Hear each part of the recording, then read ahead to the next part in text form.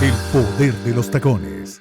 ¿Quieres saber cuál es el valor de la imperfección? Hoy Adriana Eslava nos cuenta su historia, retos y bendiciones detrás de ellos. Y así comienza El poder de los tacones. Hola Gladys, ¿cómo estás? Hola Luisa, qué bueno que estar acá con ustedes. Y Adriana, bienvenida al programa El poder de los tacones, qué gusto tenerte aquí.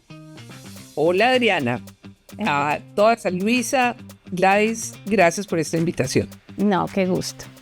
Bueno, Adriana, la verdad teníamos ganas de que vinieras al programa hace tiempos. Gladys nos tenía sentenciada que te iba a invitar, pero ya finalmente se cumplió el momento en tenerte aquí. Pero empecemos con un tema como más, en inglés sería light, más ligero. Cuéntanos cómo es eso de hija de papás famosos en Colombia, eso cómo funciona. Mira, eso fue muy chistoso porque es que desde el día desde el día que nací, pues fue como tener que afrontar esa realidad porque en el lugar donde yo nací en Ibagué porque mis papás vivían en Madrid, pero decidieron que se querían ir a Ibagué, mi mamá decidió porque quería que su hija fuera tolimense, entonces me llevaron a nacer en Ibagué. Y estando allí, una de las enfermeras me sacó y un periodista se acercó y con el micrófono decía primicia nacional, el llanto de la hija de Pepe y Olga Lucía, y me pellizcaron para que el país oyera cómo lloraba yo. Ay. El mismo día en que nací. Entonces, pues eso era una cosa ahí como simpática. Yo creo que tal vez por eso es que me parece tan ridículo hoy en día todo el tema de que la gente hace lo que sea por ser famosa, cuando de verdad que en eso yo creo que uno en la vida puede ser famoso solamente si tiene una vocación de servicio a los demás, pero para el propio ego es un arma absolutamente la más poderosa y más peligrosa del mundo. De acuerdo. Porque lo que yo veo es que todos estos nuevos medios lo que hacen es propiciar que la gente busque ser reconocida, aunque no lo conocen sino en la casa de ellos, pero busquen ser reconocida, mostrar lo que las demás creen les gustaría que tampoco son, ¿no? Entonces que tampoco es una realidad. Y resulta que cuando van a ver están absolutamente solos, han vendido una imagen irreal.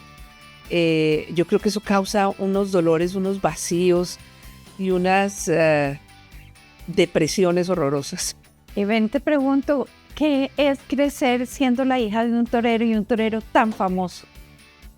Pues mira, yo creo que lo más complejo de eso fue ser hija de ese torero famoso estando en un hogar hace más de 50 años, separados, y siendo cubierto por los medios, el otro hogar que papá tenía, el no poder tenerlo cerca, pues una cosa que aparentemente es tonta, pero el ser Adriana Eslava y que mi papá fuera conocido como Pepe Cáceres. El nombre real de mi papá es José Humberto Eslava Cáceres y por eso pues yo soy Adriana Eslava. Pero como la gente lo conocía como Pepe Cáceres, entonces hasta de hija natural me señalaban y decían que yo era invento mío, que yo fuera hija de mi papá. Bueno, ¿qué fue? El no tenerlo cerca, yo creo que algo que puede tocarle a mucha más gente es qué tan fácil es crecer en un hogar sin el papá presente. Creo que eso sí nos abre el espectro y creo que, y espero toque el corazón de muchas mujeres que a lo mejor están pensando en acabar con ese matrimonio, como si al acabar con el matrimonio fuera simplemente que cada uno coge por su lado. Es que a uno le quitan el piso como hija. Y creo que tengo la edad suficiente para poderlo decir, porque además fui de las pioneras de crecer en un hogar sin hogar, por más de que tenía el amor de mi abuelita, el amor de mi mamá, pero no es lo mismo. Por eso me encanta lo que acaba de decir además el Papa León XIV, es que un hogar es papá y mamá, así de simple, porque como los seres humanos necesitamos un papá y una mamá, necesitamos oír la voz masculina y la voz femenina. La manera como las mujeres nos relacionamos con los hombres es diferente a como nos relacionamos con las mujeres. Y por lo tanto, todo eso es lo que aporta cuando uno nace en un hogar con papá y mamá. Entonces, el no haber estado presente fue bastante doloroso, bastante desestructurante, por llamarlo de alguna manera, porque uno empieza a imaginarse lo que es un hombre, más no al saber qué es lo que es porque lo tiene en casa. Que fuera reconocido, pues era más bien un hándicap, o sea, no era tan a favor, porque además yo nunca me identifiqué como la hija de Pepe Cáceres, del torero. Yo pasaba de calladita, aun cuando soy la hija mayor y de un matrimonio bien habido, pues, que no duró, pero con todas las de la ley en la catedral en Manizales, y en Ibagué, y con todo el cuento, pero sí, Y que fuera torero no da mucho susto. Sí, también eso es algo que con los años siempre lo pensé, y mis compañeras, como además mis amigas siguen siendo mis compañeras de cuando era chiquita, ellas sí me decían, cada vez que iba a haber temporada usted entraba en un estado de nerviosismo terrible. Bueno, era Terrible, lógico. porque yo era consciente que se lo podía matar el toro y quedarme sin papá en cualquier momento. Y Sí, también es tu papá no se queda atrás, o sea, tu mamá fue reina de belleza. Entonces, Sí, mi mamá reconocida fue en todos Miss los Colombia. medios. Sí. Claro, mi mamá fue Miss Colombia para 2 concursos mundiales, representando a Colombia, Miss Universo y en Miss Naciones Unidas. Y claro, también entonces ahí venía otra que era crecer al lado de una mujer muy, muy linda, lo cual me aportó a mí, que nunca tuve complejo de bonita, porque al lado de ella todo era feo. Entonces a mí la belleza no me importó nunca, porque pues eso ya era un caso chuleado. Ya la bonita de la casa era mi mamá, yo no. Hizo que tampoco me afianzara ni buscara ni digamos, sí, que me basara en las cosas de físicas como valor en la vida, porque no, ese no era el pedacito que me tocaba. Claro. Y doy gracias por ello. Bueno, esta conversación está interesantísima, pero tenemos que ir a un corte comercial, pero de verdad que ya venimos porque queremos saber mucho más de ti. Entonces los esperamos en un próximo segmento del Poder de los Tacones.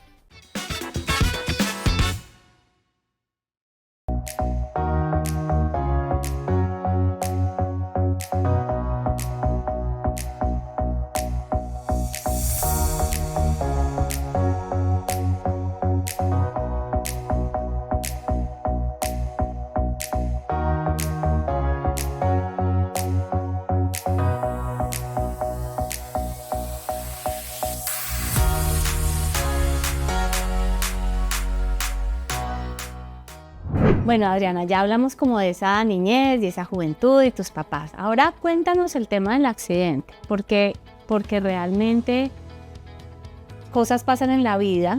Sí. Se dice que los milagros y las bendiciones están detrás de cosas muy difíciles.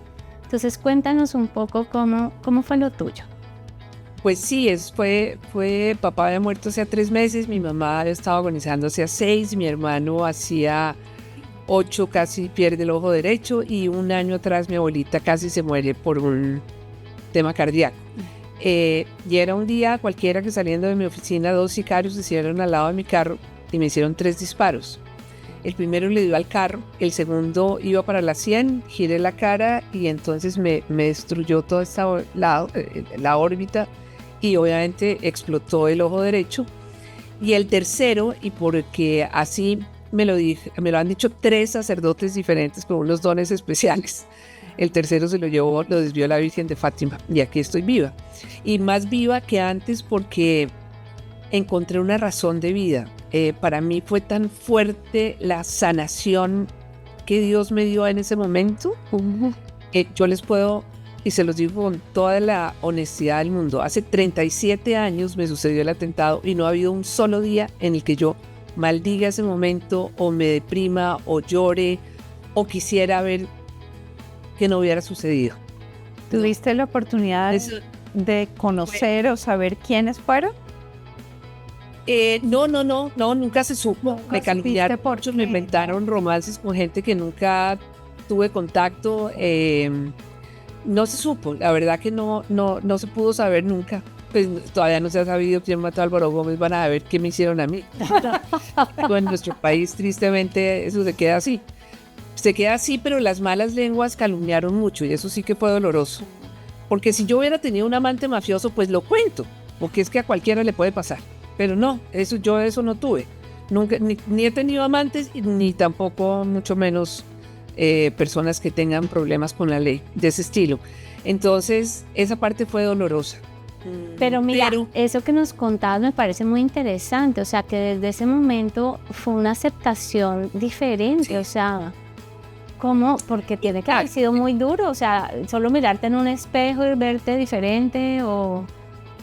Claro, no, es decir, bueno, en el libro, porque pasados los años decidí que yo tenía que escribir la historia porque me voy a morir. No sé cuándo, pero me voy a morir.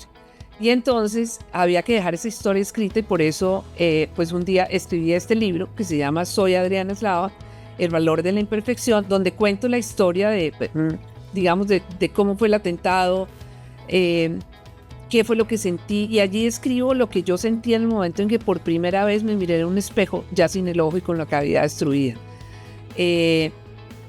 Pero créanme que no fue difícil, y es allí donde yo tengo que necesariamente hablar de mi relación con Dios, porque es que fue una sanación profunda, hoy puedo llamarlo así, fue una berraquera, una fuerza que Dios me dio, que no permitió que me echara abajo, sino al contrario, que dijera, si yo he podido superar esto, si estoy viva, porque me iban a ir a matar, a mí no me iban a respingar la nariz, a mí me iban a matar, y perdí un ojo, pero tengo el otro, porque además el otro también estuvo a peligro, con un inmenso peligro de perderse,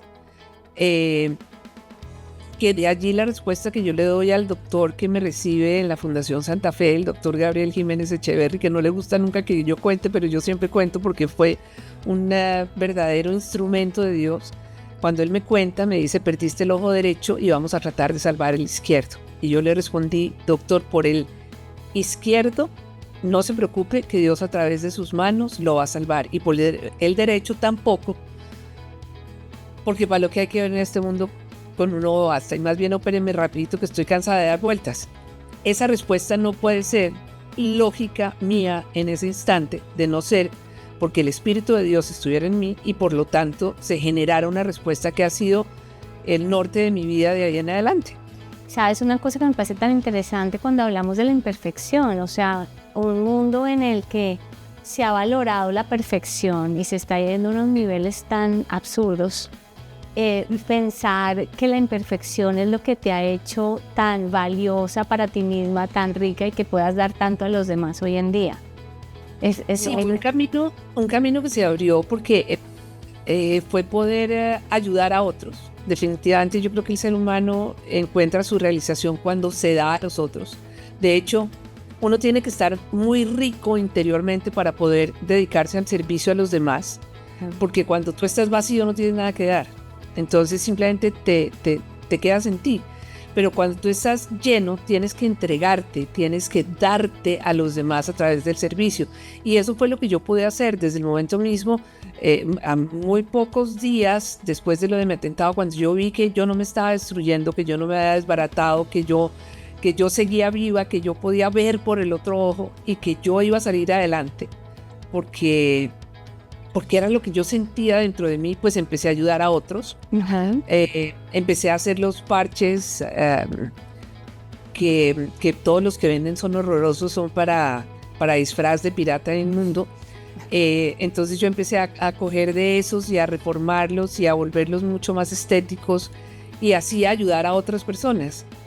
Y ha sido un camino maravilloso. ¿Tu recuperación la hiciste en Colombia? Sí, ¿Te quedaste en Colombia todo? ¿Qué Todo. mensaje le das a esta generación que ahorita lo único que hace a través de redes sociales es filtros para verse mejor, para verse más bonita? Pero creo que esa respuesta queda para el próximo segmento. Bueno, Entonces ya volvemos para que Adriana nos cuente cuáles son todos esos mensajes que nos deja para que lo que pasa hoy en día y ella cómo los ve desde su perspectiva.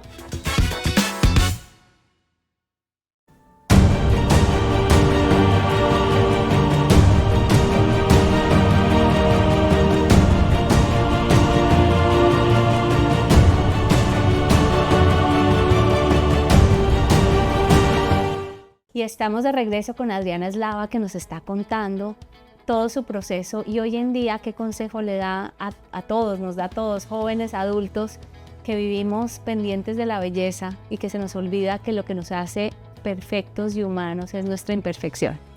Adriana, entonces, ¿qué tips nos darías? A ver, no, yo lo que pasa es que creo que lo primero que uno tiene que ser en la vida es ser honesto. Tú no puedes engañar a los demás. Yo creo que por eso, a pesar de que hace tantos años, es que yo creo que hace 20 años salí de televisión, la gente se acuerda de mí. Y no es por el parche, porque ha habido otras personas que tienen parche y no se acuerdan. Pero es porque yo creo que desde el primer momento fui honesta. Yo me mostré lo que yo era. Tú coges una entrevista mía de hace 35 años y las respuestas son coherentes con lo que ha sido mi vida. Porque yo he sido honesta. Yo soy Adriana Eslava. Yo no soy un invento de un director. O yo no soy filtros. Yo soy yo. Con mis aciertos y mis equivocaciones. Capaz de mostrar las equivocaciones para que otros no se equivoquen, que creo que es lo más importante de las equivocaciones, capaz de desnudar el alma y nunca el cuerpo, porque no tengo para qué. Alguna vez cuando salí en la revista que empelotaba a todas, que se sentían importantísimas saliendo en pelota, yo decía, pero por Dios, estas señoras es que no entienden que mañana sus hijos que están chiquitos tienen compañeros que van a crecer y qué cosa más desagradable uno saber que con la mamá de uno hacen cosas los compañeros. O sea, es que yo no entiendo de verdad dónde está la dignidad de mujer. El saberse mujer, el saberse valorar como tal, respetarse uno para que los demás lo respeten y no exhibirse como un pedazo de carne que se saborean y que después escupen. Porque eso es lo que pasa. Bueno, ahí difiero contigo. Yo creo que hay mujeres que están muy orgullosas de su belleza y la muestran y creo que no hay que calificarlas de que no tienen dignidad. Yo creo que sí, porque es que no es lo que tú quieras mostrar, sino que yo creo que es como se recibe. Sí, correcto. Por eso. Me parece perfecto. Sí. Pero es que se sabe claramente que un hombre no tiene una vieja en pelota para ponerla como la gran admiración que siento por la curvatura de la señora. No está viendo a la Venus de Milo. Está viendo un objeto que lo excita. Punto. Si eso es lo que tú quieres ser, pues entonces se seguirán pelotando. Pero yo creo que eso es respetable. Que eso es de cada persona. Adriana, y con tu libro... Yo creo que, y en eso te quiero hacer una claridad, yo no creo que todo sea respetable. Ese es el problema que tenemos en el mundo hoy en día, que consideramos que todo lo que hace todo el mundo hay que respetarlo. No, hay cosas que están bien y hay cosas que están mal, indiscutiblemente.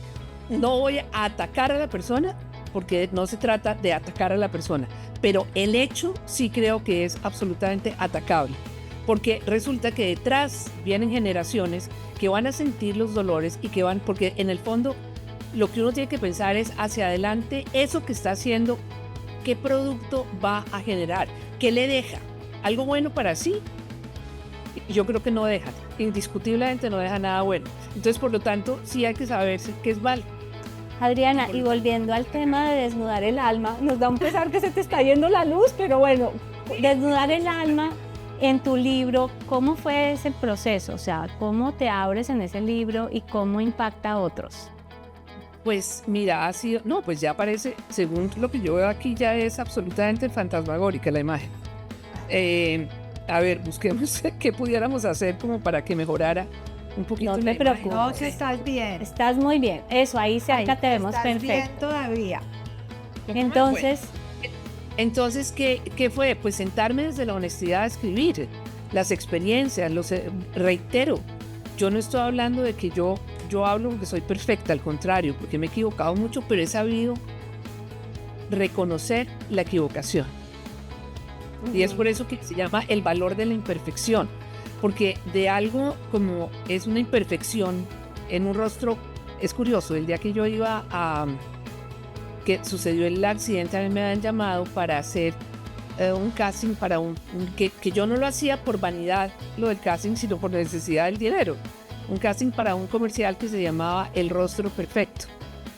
Y entonces termino con eso, que pues obviamente es una imperfección grandísima que no se puede corregir, porque no hay manera estéticamente de restaurar este ojo, no hay manera. Entonces, por lo tanto, por eso me parece más lindo el parche. Pero el ser uno capaz de identificar esas imperfecciones que no se pueden cambiar y de allí sacar frutos que mejoren el entorno, creo que es lo más importante. Creo que ese es el camino para absolutamente todos, para todos los seres humanos. A mí este mundo a donde lo han llevado con premisas como esta de que no juzgamos a nadie, todo el mundo lo hace bien, pues lo que hacemos es irnos todos a que se vaya la humanidad a un precipicio y se destruya. Este tema hoy en día de las redes, de que a ver cuántos seguidores tengo, ¿seguidores de qué? A usted le duele una muela y le importa un comino a sus seguidores. A mí me da risa cuando dicen, son 100,000 seguidores. No, es, la maravilla porque tiene 100,000. Cuando yo estuve en televisión, a mí me seguían 20 millones de personas. ¿Y qué? Pero no había los deditos. No había, sí. No había los deditos y todavía te reconocen. Claro. Era unos punticos de rating que costaban muchos millones y por eso generaba tanto dinero. Claro. Que son minucias lo que les generan hoy a los youtubers. Pero lo que quiero decir con esto es que de verdad uno no puede centrar la vida en que la gente lo conozca o que lo siga, porque es que ahí no hay nada de verdad. Todo eso se destruye de un minuto a otro y estamos haciéndole creer a la gente que eso es valioso. Sí, Y cierto. cuando queden en el vacío de que ahí no hay nada, de que su vida fue simplemente deditos y no hayan construido nada más, y que además quienes lo siguen son unas masas que tampoco les importan, pues es muy doloroso. A mí de verdad que me horroriza. Por eso hoy en día soy feliz de estar, pues ya hoy en día vivo en España totalmente desconectada de alguna manera de las cosas. En Colombia me dicen todo el tiempo, arme su canal, arme no sé qué. Es que no, porque es que no me gusta caer en lo mismo. Claro. Aquí es para quien lo necesita, estoy feliz para quien lo necesita, poder apoyarlo, es lo que hago desde entonces. Cuando una persona ha perdido un ojo, pues me contactan hoy en día por redes. Eso tiene esa ventaja que me pueden encontrar fácilmente, escribirme y me llega la información. Y ahí sí ya me siento uno a uno a hablar con esa persona y poder apoyarla con la experiencia que yo tengo. Perdón, pero es que tengo una mosquita. Tranquila. No, Adriana, te agradecemos un montón. Ya estamos terminando el programa, pero mira, qué valioso tenerte. Qué rico oír cómo de verdad esas imperfecciones nos desnudan el alma, pero nos hacen más humanos y nos acercan más unos a otros. Yo creo que nos hacen mejores personas. Más humanos no, porque todos somos humanos. Mejores personas. Mejores personas. Exacto. Sí. Y bueno, esperamos verte pronto. Si vienes a la Florida, acá te esperamos para verte personalmente. Y a todos, bueno, ha sido un gusto tenerlos hoy en El Poder de los Tacones. Y los esperamos en un nuevo segmento próximamente. Pero fíjate que hasta eso, el poder de los tacones, y hoy en día usan son tenis. Pero no importa cómo los uses. Tienen un poder, no Los importa tacones si siguen siendo maravillosos. no importa si son tenis o tacones, pero el poder está en cómo los uses. Muchas gracias. Diana, gracias. De nuevo. Nos esperamos nuevamente en un segmento de El Poder de los Tacones.